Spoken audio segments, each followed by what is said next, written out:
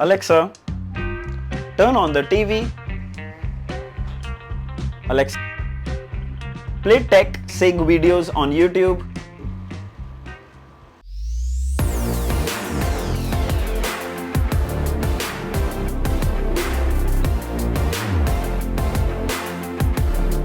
Hi there! So the convenience of turning on your TV and playing anything you like just by a voice command, it's priceless.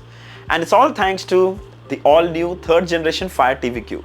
If you aren't aware of this product, to give you a simple explanation, it's a smart TV box just like a Fire TV stick that connects to your TV and sits in front of your TV, unlike the Fire TV stick that's fitted behind.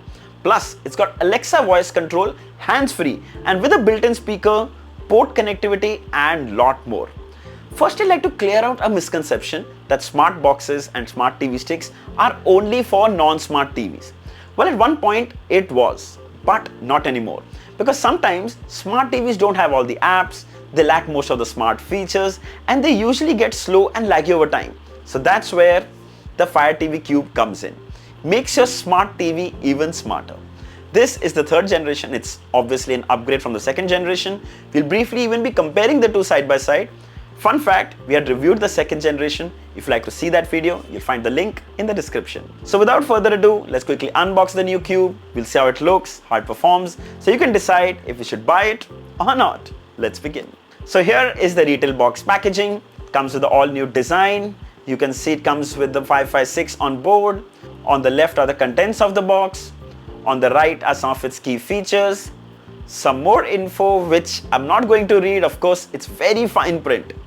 Towards the bottom are the manufacturing details and the MRP of 13,999. Alright, let's open it up. So right on the top is the Cube, nicely wrapped in paper. Inside this box there is a power adapter, also wrapped in paper. It's really nice to see an eco-friendly packaging. Some paperwork that includes the user manual, 2 AAA batteries for the remote, and finally the remote itself. This one too comes in paper packaging. Really nice. It's a typical Amazon remote, but this time it has even more buttons. Power button, Alexa button, D-pad to navigate, back button, home button, previous, pause play, next button, volume up and down, mute button, settings button, shortcut keys for Prime videos, Netflix, Amazon Music, and apps. It's a really nice and compact, very easy to use remote. So just like last time, no HDMI cable is provided in the box. I'm assuming because everyone needs a different length, but nevertheless, it should have been included. Anyway, I'll link a few HDMI cables in the description. Alright, let's have a quick look at the Cube. Wow, this looks so much better than the previous one. Perfect square cube, just like a tesseract. Grey mesh fabric all around, covering the speaker just like an Echo device. On the top, you see some familiar buttons, volume up and down, action button, mute button. You can spot the 4 far-field mics. Moving towards the back, one HDMI input, one HDMI output, IR extension, power input, USB-A port, and Ethernet. There is a light strip on the front which turns blue when you call out the Alexa name, red when you press the mic mute button. The button stays red while the strip turns off, unlike the Echo speakers where it constantly remains on. Something you'll know if you've ever used an Echo speaker before. Talking about the ports. Well, the HDMI input is handy to attach a DVD player or a set-top box or even a console gaming device. You can connect it directly to the Cube and it works as pass-through. You can access the device from the input section on the home page. Basically, you save a port on your TV and cable management is also a lot better. Glad to see a USB-A port. So now you can play your local files like movies and songs from the pen drive. More on that later. A quick side-by-side comparison with the previous Cube. First, the third generation comes with a mesh fabric with a speaker inside, which I personally really like, while the previous one has a glossy finish with a downfiring speaker. The exact same buttons on the top. For some reason, there were more far-field mics on the second generation. Talking about port placements, we have seen a huge upgrade here. 2 HDMI ports now, a dedicated Ethernet port for direct and faster internet connectivity, and a USB-A port. Now setting up the Cube is fairly simple. Plug in the power port, plug in the HDMI cable to the HDMI out on the Cube, and the other end to the TV. Meanwhile we set it up, let's have a quick look at the specifications. So 2.2 GHz octa-core processor, it supports output resolution up to 4K, 1080p and 720p, all at 60 Hz, 2GB RAM with 16GB internal storage, Dolby Vision and Dolby Atmos support, HDR10, HDR and HLG support, Wi-Fi 6 support for faster internet, Bluetooth 5.0 so you can pair your favorite pair of Bluetooth earphones, and Alexa voice control. Alright, we've set it up. Let me quickly take you through the interface. This is the home page. Full screen carousel of trending content. Some of the most popular apps come pre-installed: Prime Videos, Netflix, Amazon Music, YouTube, and further all the rest of the apps. Here you can rearrange the order to show the apps you want on the home page. There you go, simple. The App Store has over 12,000 apps and games. All popular OTT apps are available. Basically a huge collection. Then on the home page you'll find a lot of content from multiple OTT apps.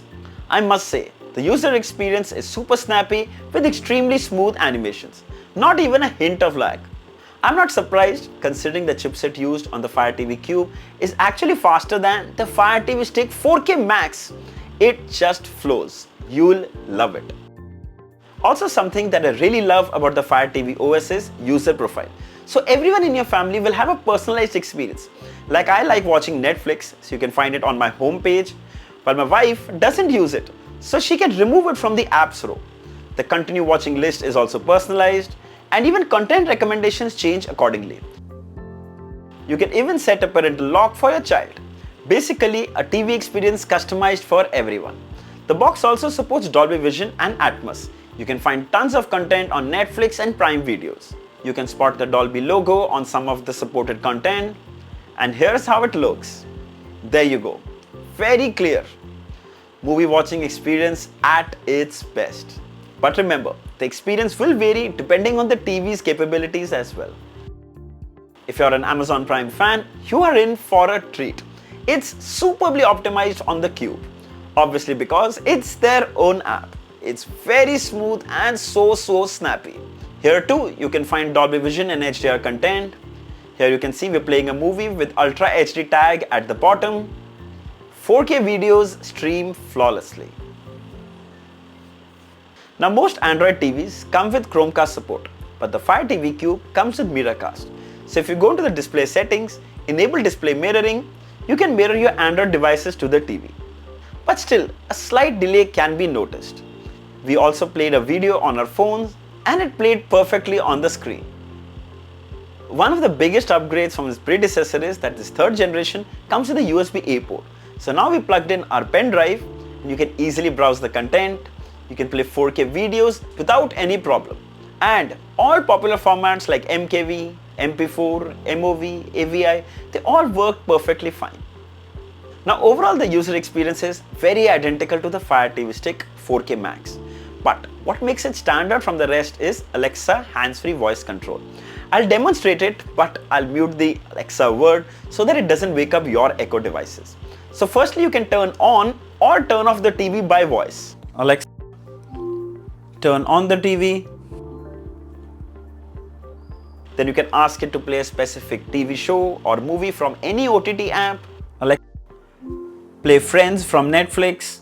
Getting Friends from Netflix. Listen, Robin's gonna be here any second, so... Increase the volume, decrease the volume, even pause the content. Similarly, search for videos on YouTube. Alexa, play Amazon Echo videos on YouTube. There you go. Say hello to Echo Dot, a compact speaker. Ask general TV questions, and if you want to play music, just ask it to play the music of your choice. Alexa, play Nefex. It will turn on the TV. Go to the Amazon Music app and start playing. You'll hear the audio from the TV speakers. And even better if your TV is connected to a soundbar. Best part, you'll read the lyrics on the screen, which is perfect for even house parties. I don't think I'll ever let you in. Easier to break it off as friends. I don't really understand myself. I don't really understand. Now even though it has a small speaker inside, it's only for quick responses. Obviously, it's an Alexa built-in, so you can even control your Alexa smart home devices. Alexa, turn off the smart bulb. Alexa, turn on the smart bulb. The third generation Fire TV Cube is not only faster but also smarter. Wi-Fi 6, so better internet speed, cooler design, and now with USB-A port, you can play your own media as well. The Cube is a perfect mix of a smart box with a hands-free Alexa voice assistant, and it literally controls everything from your TV to your music to even your smart home devices, all in one. That's why I said even those who have smart TVs will consider this. It's priced at $13,999, while the second generation is still retailing for $12,999. I would suggest go for the newer one. If you don't need the Alexa hands-free assistant, then you can definitely check out the Fire TV Max 4K. It's an excellent device to pick. I'll leave the links for all these devices in the description. If you'd like to buy one, you should definitely check it out. So I hope this video was helpful. If there are any questions, feel free to drop them down in the comments below and I'll be happy to answer them all. Don't forget to like, share and subscribe. Until next time, cheers.